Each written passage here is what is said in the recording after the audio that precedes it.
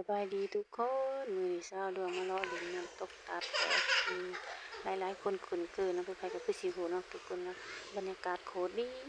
พี่น้องเอ้ยช่วงนี้ก็จะเป็นช่วงฤดูฝนคนกับบ่สู่เที่ยวบ่สู่ไปบันไดทุกคนสะดวกก็เลยมาแวะมาเบิ่งมาชมรุ่นและบ่ได้มานะพี่น้องเนาะบรรยากาศก็โคตรดีเหมาะสมกับพาลูกพาหลานมานั่งเล่นชมวิวดูพี่น้องหรือพักผ่อนหย่อนกายอาบน้ำ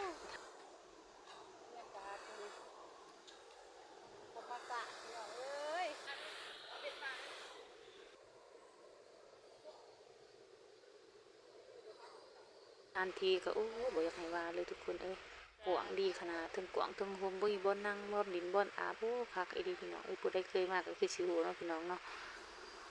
ใครไปไกลมาไกลก็มาแวะเด้อแวะชมได้แวะนั่งเล่นนั่งเที่ยวได้เด้ออาหารการกินก็มีหลายอย่างพี่น้องเอ้ยบรรยากาศก็ดีเหมาะกับการเอาลูกเอาเต้ามาเล่นเลย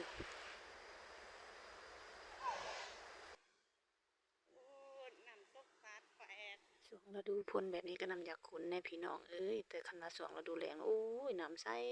เลยพี่น้องปกติจะมีครัวเนาะขามไปเบื้องพุ่นแล้วจะมีตูบพี่เด้อพี่น้องเป็นตูบเป็นเฮ็ดน้ำเบื้องพุ่นขามผาเบื้องหั่นแต่ว่าช่วงฤดูฝนเพิ่นจะเอาครัวขึ้นเนาะพี่น้องเนาะญาติหนักมากน้ำลายหั้นนะพี่น้อง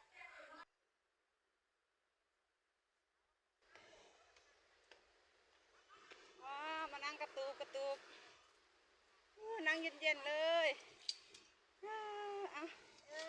นั่งชมบรรยากาศเย็นๆเนาะตึ๊บเอบรรยากาศโคตรดีพี่น้องเอ้ยจะเบิ่งติเพิ่นก็รถม่วนเนาะเขามาโดนๆเทื่อนึงแล้วขอนี่ก็ได้มาพาลูกพาเต้าเบิ่นเพิ่นนั่งเบิ่นอยู่เต็นเพิ่นก็โอ้ยในช่วงนี้คนบ่หลายพี่น้องตกแรงโอ้บ่ให้ว่าแล้วจะบ่มีบ่นั่งคนหลายเบิ่งผู้บ่าวเป็นผู้รอ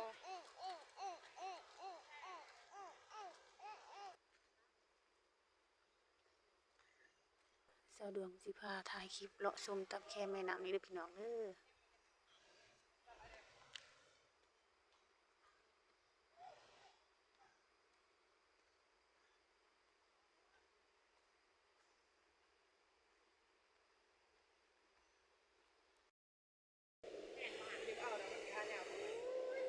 ใส่เอาไอ้คอยแบบนี้เด้อ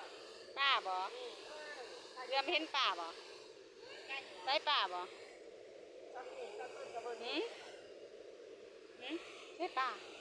ว้าวงามเนาะ